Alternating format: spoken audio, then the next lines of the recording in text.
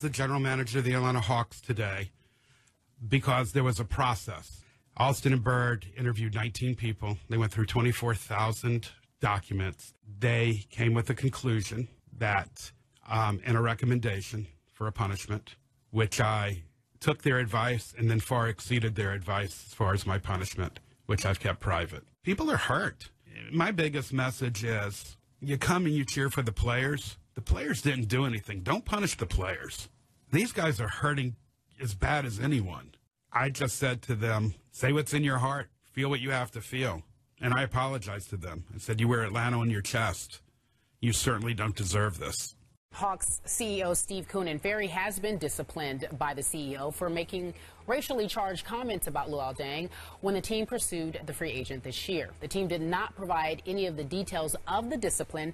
However, after a scouting report surfaced in which Ferry tells the ownership group that Deng is, quote, has a little African in him and was a two-faced liar and cheat, it was unfortunate. Luol Deng released a statement that which read in part, I'm proud to say I actually have a lot of African in me, not just a little. For my entire life, my identity has been a source of pride and strength. Among my family and friends in my country of South Sudan and across the broader continent of Africa, I can think of no greater privilege than to do what I love for a living while also representing my heritage on the highest stage. Unfortunately, the comment about my heritage was not made with the same respect and appreciation.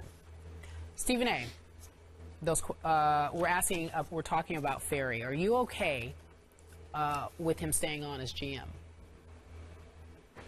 No, I'm not. He needs to go, but it's not because I believe he did something that was a fireable offense. If indeed Danny Ferry is telling the truth when he says that he read a scouting report, he simply made the mistake of reading what was on the scouting report and not editing himself before he read what he read. I don't think that's grounds for firing. But the reason why I think he has to go, Skip, is because I'm in the minority. By and large, the African-American community in the city of Atlanta, okay, they're not going to let it go. And the fact that Hawks CEO and co-owner Steve Koonin came out and said what he said yesterday, to me, only heightens the reality that Danny Ferry has to go. And the reason why it does is because he said, listen, people are hurting. People are upset. We apologize for that. Come root for the players. Don't punish the players. Well, you have an opportunity to manipulate that by making the decision that your patrons apparently want you to make. Danny Ferry, to me, made a mistake. Like I told you yesterday, I spoke to Billy King, black man, general manager, Brooklyn Nets, former with the Philadelphia 76ers. I've known Billy King close to 20 years. He's a beautiful person. Billy King called Danny Ferry his best friend. Said he's known him since he was 15 years of age. Says the man was in his wedding. And says that Danny Ferry doesn't have a racist bone in his body. I've spoken to former players that played under Danny Ferry in Atlanta as well as Cleveland. They said the same thing. I've spoke to people connected to the San Antonio Spurs organization. They vouched for Danny Ferry. This notion that Danny Ferry is a racist is unfair, it's incendiary, it's excessive, it's wrong. Because if you can't prove that somebody is a racist, you have no business saying it. If you feel that way, then stand front and center and articulate why you feel that way. For somebody to have such an incendiary label attached to them, they deserve the right and the opportunity to face their accusers as opposed to people hiding behind other folks. But that doesn't negate the fact that the heat that has been brought to bear is what it is. It does not mean that Danny Ferry shouldn't be a general manager in this league. It doesn't mean he's not qualified. It doesn't mean he's done a bad job. It doesn't mean that he wouldn't do a good job for somebody else. It just means that in the city of Atlanta, you lost them. They don't want you. And if that's the reality, then you simply have to move on. Okay, so bottom line, your position is not a racist, but for the sake of the brand of the Atlanta Hawks, the image of the Hawks, because so many in the black community in Atlanta, Georgia, have have leaped to the conclusion that you do at least have racist tendencies, that it's such a bad look for the franchise that he must be gone, right? And that's it. Okay, yes. I'm with you. Now, I've had 48 hours to do some homework on this and to let it sink in deeper and deeper into my brain. And I got to tell you, I'm having some issues here. Let's reiterate what happened. The bottom line to what happened was that Danny Ferry, who did play for Duke, did make a big offer to try to sign Luol Deng, who played for Duke. So let's be fair to Danny that what the bottom line to what happened was that despite what he read to the investors over the conference call, he then went out and did his darndest to try to sign Luol Deng, correct?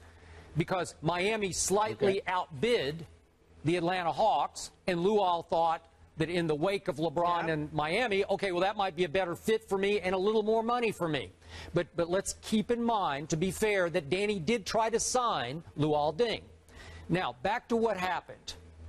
Stephen A. Smith, you've been doing your job for a long time. I've been doing mine for an even longer time. How many GMs have you talked to over the years? How many have I talked to in the NFL and the NBA who made some reference to how a player can be a little bit of a con artist or con man in that they present one. Yeah. How many times do you hear that? They present one face to the media, but behind closed doors, oh, that can be a different guy. Okay. I've heard it countless times. And we've talked countless times on this show about those kinds of players. Better be careful.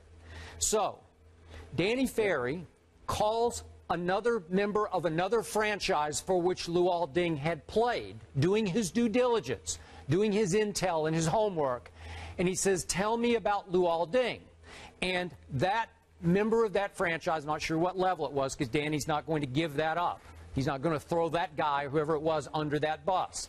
But he said that guy, whatever level it was, scout or executive, said blah, blah, blah, what Kerry read. Right. And then Danny included that phraseology in his report that he read to the investors. Now, here's where I'm uncomfortable with how comfortable Danny was in reading to the investors. You're basically saying he has a little con man in him. But why do you have to make it racial? It disturbs me because why do you have to include the African reference? Why is it an African trait to have a storefront that looks nice but be selling counterfeit stuff out the back? You can say that in a lot of different ways, and maybe he does have a little con man in him, Luol Deng. He just might. But I don't love the phraseology, and I'm uncomfortable with how comfortable Danny would be to read that on a conference call to the investors. That's just me. Well, my response to that is simple, Skip. Number one, you have a point. Number two, Danny Ferry's position is that he read it on a scouting report. Others that were on the conference call, 20 different people from 4 different offices in 3 different cities, Atlanta, New York, and Washington, D.C., several of those individuals say that they don't believe that he was reading off a scouting report. And when have you ever seen a scouting report that said that? So there's some debate there as to whether he was reading a scouting report or whether or not he said it. You combine that with your discomfort from it, I can understand that. But Skip, and maybe I'm going to make people uncomfortable by saying this. I've heard many people utter or spew something racially insensitive, and I still didn't find them racist. Okay. That's why I can draw a line between somebody who made a mistake, somebody who's ill-advised, somebody who is ignorant, not educated enough, at least in that realm, to know better. And I can decipher and distinguish the difference between somebody who makes a mistake and somebody where those characteristics are an innate part of who they are. Well said. And that's where I'm saying the difference. I am in no way trying to explain away why Danny would feel the need to read that. Danny Ferry, according to my sources, has said, I messed up big time. I should not have read that. I made a mistake. What can I do? There's nothing that I can say other than to apologize. This is what Danny Ferry has said to numerous people. My point is, for that to be the thing that we utilize to classify somebody as a racist, I think is going beyond the pale. And it's sad for me. It's sad for me, Skip, because I understand. Look, I am a black man on national television. With my mouth, I'm quite sure there's a whole bunch of white folks out there that don't like me being in this position. They don't like Kerry being in the position she's in. Okay? But the fact of the matter is we're here. It's a part of life.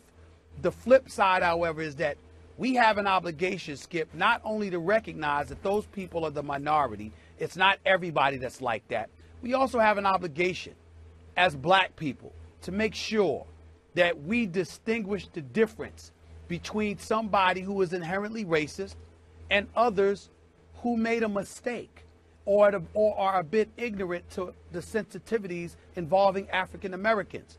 If we don't draw that line in the sand, if we don't draw that distinction, then we're going to find ourselves in a boatload of trouble, because then we're going to have to make sure we're perfect in how we articulate and elocute ourselves at every turn. And Lord knows we are capable of making mistakes in that regard. Which is why I speak with so much caution sometimes. Caution. Let's transition, shall we?